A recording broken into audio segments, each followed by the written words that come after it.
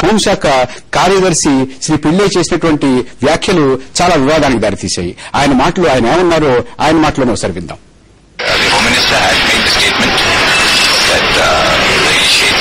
Start the process of forming the new state has been started, and I'm sure that in the coming days, as people understand the real implications of what is meant, I think the agitation would die down, and the process of formation of the new state would continue. And what will be the future of Hyderabad? Hyderabad, I think it will always be the capital of Telangana. Diwakar Reddy గారు నమస్కారం అండి. నమస్కారం అండి. దివాకర్ రెడ్డి గారు నమస్కారం అండి. నమస్కారం. దివాకర్ రెడ్డి గారు, హోంశాఖ కార్యదర్శి పిళ్ళై గారు ఏమన్నారు మీరు ఉన్నారు. ఇప్పుడు ఏదో అది మార్చుకున్నది ఇప్పుడు అన్నది కాదు, ఇప్పుడు సర్దుకుంటున్నారు. కానీ రెండు చాలా ముఖ్యమైన విషయాలు చెప్పారు. ఒకటి, ప్రక్రియ ప్రారంభమైందన్నారు. రెండు, హైదరాబాద్ తెలంగాణ రాష్ట్రానికి రాజధానిగా ఉంటుంది అని అన్నారు. ఇప్పుడు వస్తున్నటువంటి నిరసన, మీరందరూ తెలుపుతున్నటువంటి నిరసన, ఇది నెమ్మదిగా చల్లారిపోతుంది, ఇది ఉండేది కాదు అనేటువంటి మాట అన్నారు. మొత్తం దేశ ప్రయోజనాలను ఉద్దేశించి తీసుకున్నటువంటి నిర్ణయం అందరికీ కూడా అర్థమవుతుంది నెమ్మదిగా అనేటువంటి మాట హోంశాఖ కార్యదర్శి గారు అన్నారు. మీరందరూ ఏమనుకుంటున్నారు దీని గురించి? మేము కూడా ఈ రాష్ట్రానికే కాదు ఈ దేశానికి కూడా క్షేమకరంగా ఉండాలా, ఇది అందరికీ ఉపయోగపడే పద్ధతిలో ఉండాలనేటువంటి ఉద్దేశంతోనే మేము ఇవాళ ఈ కార్యక్రమాన్ని మొదలు పెట్టాము. రెండవది, పిళ్ళై గారు ఆయన రాజకీయ నాయకుడు కాదు, ఆయన కేవలం అడ్మినిస్ట్రేషన్ చూసేటువంటి వాడు. రాజకీయ నాయకులు తీసుకున్నటువంటి నిర్ణయాన్ని అమలుపరచడానికి ఆయన ప్రయత్నం చేయాల్సిందే తప్ప ఆయనంతకాయన ఏమాత్రం కూడా స్వతంత్రంగా ఒక నిర్ణయానికి రావటానికి వీల్లేదు. ఆయన చేసేటువంటి స్టేట్మెంట్ వెంటనే హోమ్ మినిస్టర్ గారు కూడా శ్రీ చిదంబరం గారు ఖండించడం కూడా మీరందరూ విన్నారు. తర్వాత రెండవది, హైదరాబాద్ ఎవరికి ఎక్కడ క్యాపిటల్, ఎప్పుడు క్యాపిటల్ అవుతుంది, ఏమవుతుంది అనేది అంత దూరం పోలేదు. ఈయనెవరంటే చెప్పడానికి ఇదంతా కూడా రాజకీయంగా తీసుకోవాల్సినటువంటి నిర్ణయం. It is not a question of administration. Administration లో అయితే పిళ్ళై గారి మాట వినాల్సిందే తప్ప రాజకీయ నిర్ణయాలు తీసుకునే దానికి మంత్రులు ఉన్నారు, పార్టీలు ఉన్నాయి, వాళ్ళు తీసుకుంటారు, ఆయన కాదు అనేటువంటి మాట నేను మీకు మనవి చేస్తున్నాను. దివాకర్ రెడ్డి గారు, మీరు చెప్పేదంతా సబబుగానే ఉంది. నిజంగా రాజకీయ నాయకులు, ప్రధానమంత్రి, హోంమంత్రి, యూపీఏ చైర్పర్సన్, మీలాంటి వాళ్ళందరూ కలిసి తీసుకోవాల్సిన నిర్ణయాలు. అయితే హోంశాఖ కార్యదర్శి చెప్పినటువంటి మాట వెనకాల ఉన్నటువంటి ఆ బలం, ఆ నేపథ్యం ఏమని అనుకోవచ్చానంటే, బహుశా ఆ ఫైల్ మూవ్ అయి ఉంటుంది. హోంశాఖ నుంచి అది న్యాయశాఖకి వెళ్తుందో, ప్రధానమంత్రి కార్యాలయానికి వెళ్తుందో, బహుశా ఫైల్ మూవ్ అయి ఉంటుంది. ఆ ఫైల్లో ఉన్నటువంటి మాటలు బహుశా ఆయన చెప్పుంటారు అనేటువంటి చాలా బలంగా వినిపిస్తున్నటువంటిది. అంటే ఈ తెలంగాణ రాష్ట్రాన్ని మనం ఏర్పాటు చేయడానికి ఇదిగో ఈ ప్రక్రియ మొదలు పెట్టాలి, పలానా విధంగా మొదలు పెట్టాలి అని దాంట్లో ఉన్నటువంటి స్వరూపం, దాంట్లో ఉన్నటువంటి వివరాలు బహుశా రాజధానితో సహా ఉన్నటువంటి ఆ ఫైల్ నోటింగ్ లో ఉన్నటువంటి మాట ఆయన చెప్పారనేటువంటి అనుమానం వస్తుంది. No you are wrong sir. మొన్నటి రోజు రాత్రి చిదంబరం గారు ఇది మొదలు పెట్టామన్నారు.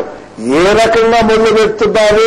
తెలంగాణ ఇవ్వడానికి మొదలు పెడుతున్నారా, లేకపోతే ఆంధ్రప్రదేశ్ లో ఉండడానికి మొదలు పెడుతున్నారా, హైదరాబాద్ రాజధానిగా ఉంటుందా, లేకపోతే విజయవాడలో, లేకపోతే వైజాగ్, లేకపోతే అనంతపురం ఏదో రాజధానిగా ఉండాలనేటువంటి అంత నిర్ణయం ఏమాత్రం కూడా తీసుకోలేదు. నేను మీకు స్పష్టంగా చెప్తున్నా, పేనా పేపరే ఇంకా దీనిపైన తీసుకోలేదు.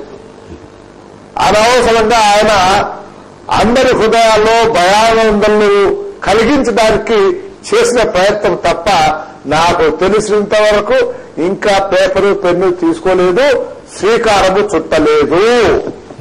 దివాకర్ రెడ్డి గారు, అది కాసేపు అలా ఉంచుదాం.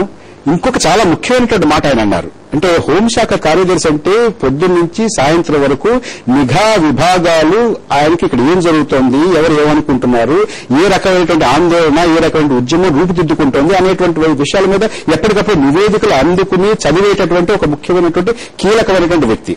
ఆ వ్యక్తి ఏమంటున్నారంటే, ఇప్పుడు కనపడుతున్నటువంటి ఆందోళన ఉండేది కాదు, సమసిపోయేటటువంటిది, ఇది ఎన్నాళ్ళు జరగదు అనేటువంటి మాట అనడం ఒకటి. రెండవది, ఇప్పుడు ఆందోళన పడే వాళ్ళందరూ కూడా నెమ్మదిగా ఇది దేశ ప్రయోజనాలను ఉద్దేశించి తీసుకున్నటువంటి నిర్ణయాన్ని అర్థం చేసుకుంటారు అనే మాట అన్నారు. ఇక్కడ రెండు విషయాలు ఆలోచన చేయాలండి. ఆంధ్రులు ఆరంభ సూరత్వం అనేటువంటిది లేదండి. ఈ విషయంలో మాత్రం దృఢమైనటువంటి చిత్తంతో మనసుతో సంపూర్ణంగా మేము ఆంధ్రప్రదేశ్ గా ఉండాలనే దానికి కట్టుబడి ఉన్నాం.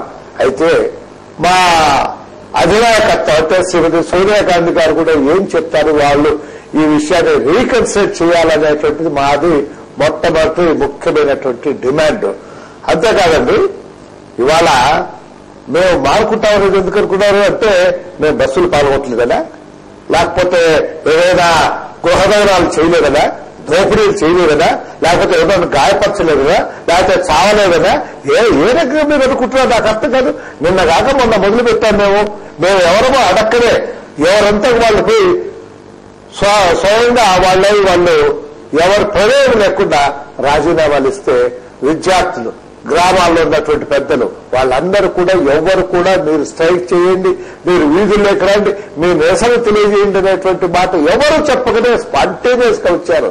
మీకు తెలియదేమో, ఇప్పటికే మా వాళ్ళు ఈ ఆమరణ నిరాహార దీక్ష చేయడానికి ఎమ్మెల్యేలు సిద్ధంగా ఉన్నారు. ఇవాళ జరిగింది చర్చ, నేనే ఆట. ఏం తొందర వచ్చిందన్నయ్య, మీరు అప్పుడే ఆమరణ నిరాహార దీక్ష పోతారు, అవసరం లేదు. మన వ్యూ పాయింట్ చెప్తాము. మనం చెప్పింది వాళ్ళు కన్విన్స్ కాకుండా పోతే, మనం చెప్పింది వాళ్ళు కన్సల్ట్ చేయకుండా పోతే అప్పుడు కావాలంటే ఏదైనా మనం ఆలోచన చేయొచ్చు. కానీ ఇవాళ టెన్షన్ లేపి, ఈ టెన్షన్ వల్ల ఏమవుతుందండి, మా తాడిపత్రిలో జరిగితే మా తాడిపత్రిలో నాకు ఓట్లు వేసేటువంటి వాళ్ళు, నా అన్నలు, నా అక్కలు, నా చెల్లెళ్ళు వాళ్ళు దెబ్బతింటున్నారు. మా ఊర్లో రోజు మాకు నమస్కారం పెట్టినటువంటి, రోజు తెలిసినటువంటి కానిస్టేబుల్, సబ్ ఇన్స్పెక్టర్ రాళ్ల దెబ్బలు తింటాడు, లేదా మేము రాళ్ల దెబ్బలు తింటున్నాం. ఎవరికి లాభం దానివల్ల? అందుకనే మేము రిస్టైడ్ అవుతున్నాము. మేము శాంతియుత పద్ధతిలో మా నిరసన తెలియజెప్పడానికి సిద్ధంగా ఉన్నాము. ప్రాణహాని జరిగేది వద్దు. ఎంతసేపు ఉన్నా మమ్మల్ని మేము గాంధీ మార్గంలో శిక్షించుకోవడానికి సిద్ధంగా, అది కూడా ఒక 4-5 రోజుల్లో మొదలవుతుంది. ప్రభుత్వం నుంచి చాలా